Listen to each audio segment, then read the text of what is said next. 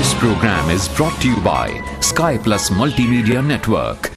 दोस्तों, पंचायत चुनाव की तारीखों का ऐलान हो चुका है। ऐसी हालत में पंचायती राज चुनावी महासंग्राम में एक एक पंचायत में कई नए चेहरे और उम्मीदवार के तौर पर अपनी किस्मत को आजमाते नजर आएंगे। कई प्रत्याशी वर्तमान के प्रतिनिधि होंगे, कई पूर्व और कई ऐसे चेहरे होंगे जिन्होंने विगत 2015 के पंचायती राज चुनावी दंगल में अपनी किस्मत आजमाई की है। इनमें से कोई फेल हुए, कोई पास, लेकिन जो फेल रहे उन्होंने अपनी हिम्मत को पस्त नहीं किया, बल्कि लगातार पिछले 5 वर्षों से समाज सेवा में लगे रहे। वे आवाम के दरमियान हर सुख दुख के साथ डटे रहे। आज एक ऐसे प्रत्याशी हमारे बीच हैं जिन्होंने पिछले 5 वर्षों से पंचायत और अपने क्षेत्र की जनता की समस्याओं के साथ हमेशा आवाम के दरमियान खड़े रहे। आइए मिलते हैं आजमनगर प्रखंड स्थित जिला परिषद क्षेत्र संख्या 28 के भावी उम्मीदवार मोहम्मद जुनैद आलम से। जैसा कि सुनने में आ रहा है कि आप जिला परिषद के उम्मीदवार के तौर पर अभी चुनावी मैदान में आने वाले हैं, तो ये अचानक से सियासत का जुनून, पंचायत चुनाव लड़ने का जुनून आपके सर पर कैसे सवार हुआ? देखिए, इससे पहले 2015 में जो जिला परिषद का चुनाव हुआ था 14-15 में, तो उसमें हमने चुनाव लड़ा था। तो स्वाभाविक बात है कि इस बार भी हम चुनाव लड़ेंगे।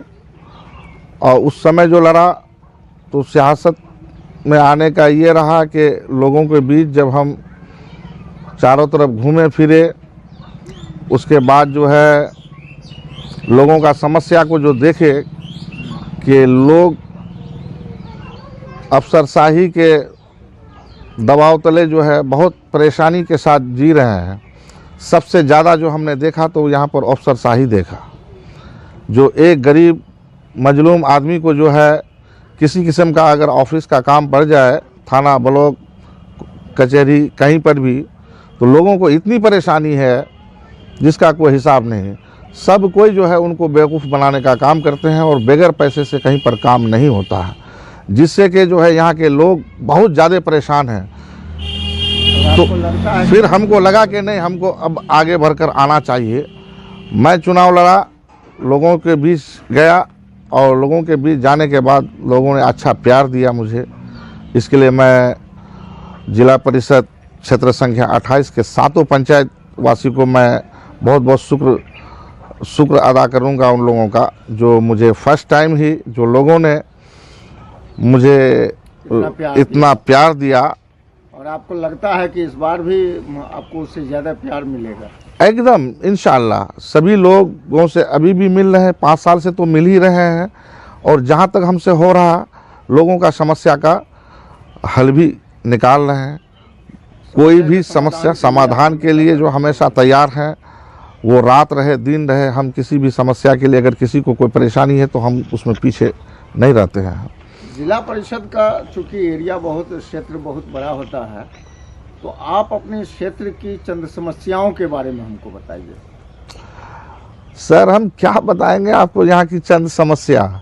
यहाँ पर सिर्फ समस्या ही समस्या है। अच्छा। आप किस मुद्दे पर बात करना चाहते हैं सर? सड़कों की स्थिति के बारे में। सड़कों की स्थिति, आप सर हमारा पिंडाल चल करके आए हैं, आप पहले इसी सड़क को देख लीजिए सर। क्या ये सड़क आज के टाइम में जो है होना चाहिए? 1947 में देश आज़ाद हुआ है और आज भी जो है आप देखिए कि जो है 47 से लेकर जो 2021 चल रहा है, और आज तक जो है यहाँ का सड़क देख लीजिए। आप किस मुद्दे पर जानना चाहते हैं सर? वहाँ हमारा एक ब्रिज बनना चाहिए था, है कि नहीं जरूरत सर? आप देखिए छोटे छोटे कलवर्ट और ये है, कितनी परेशानी है लोगों को आने जाने में। आपने एक पुल और एक सड़क का आवेदन पिछले दिनों सांसद महोदय को भी आपने ज्ञापन के तौर पर दिया था, क्या हुआ उसमें अभी तक?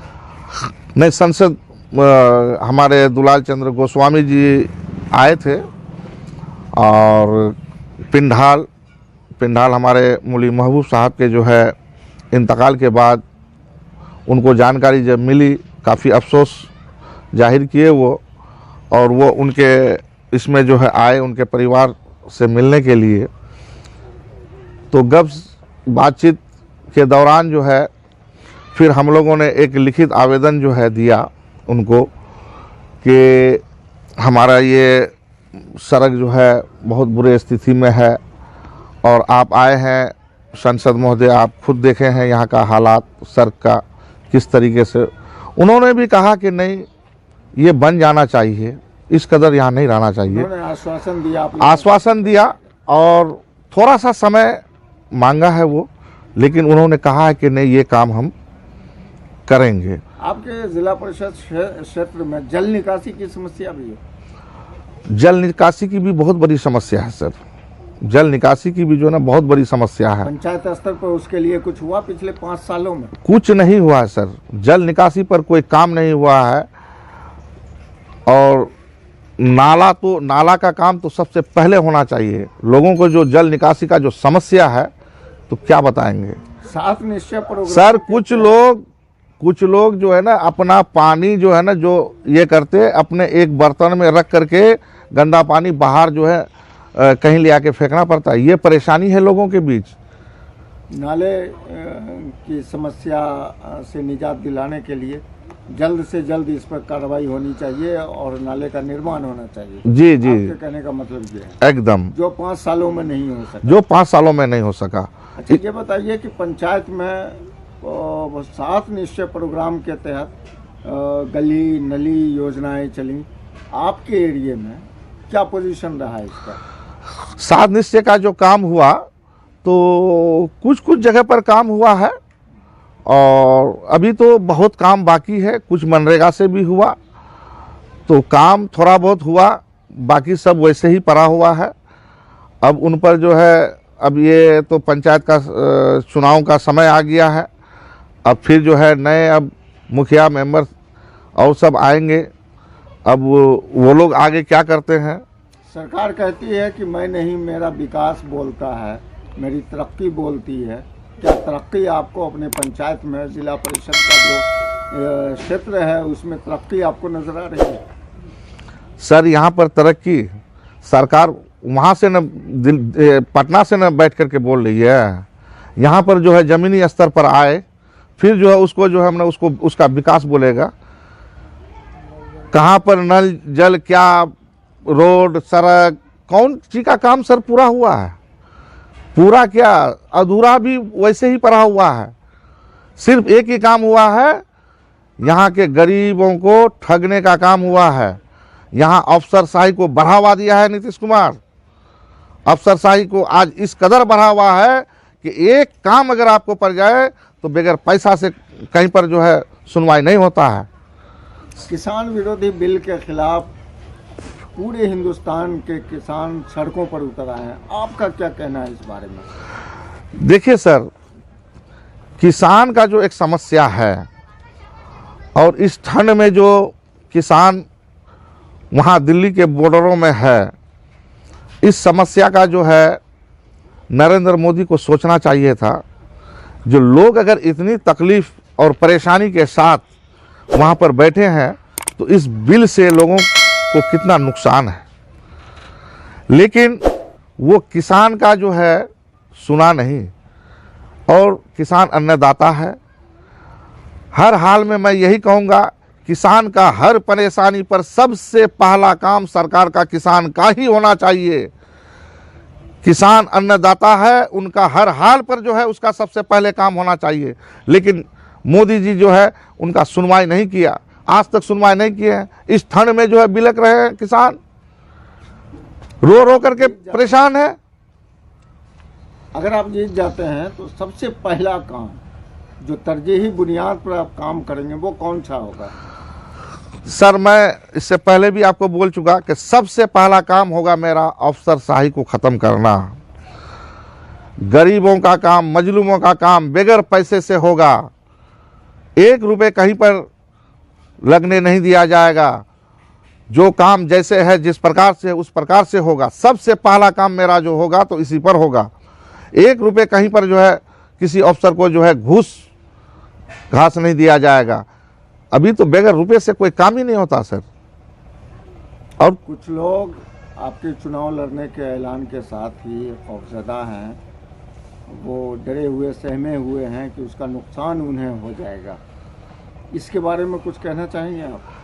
नहीं, देखिए सर, हम चुनाव लड़ेंगे, किसी को नुकसान हो जाएगा, ये बात तो हमको समझ में नहीं आती है। इसलिए कि अब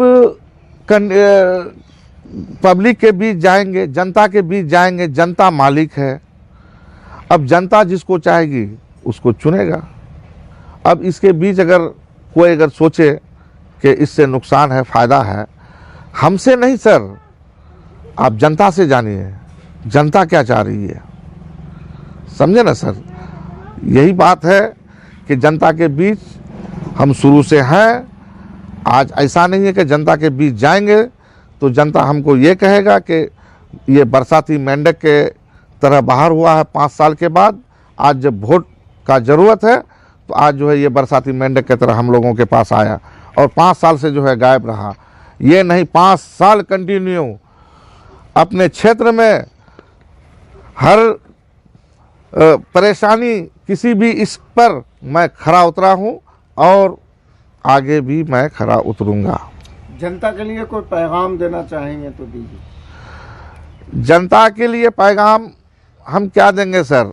जनता के लिए पैगाम यही है कि अभी जो 2021 में चुनाव है तो इसके बीच हम आ रहे हैं जिला परिषद का प्रत्याशी।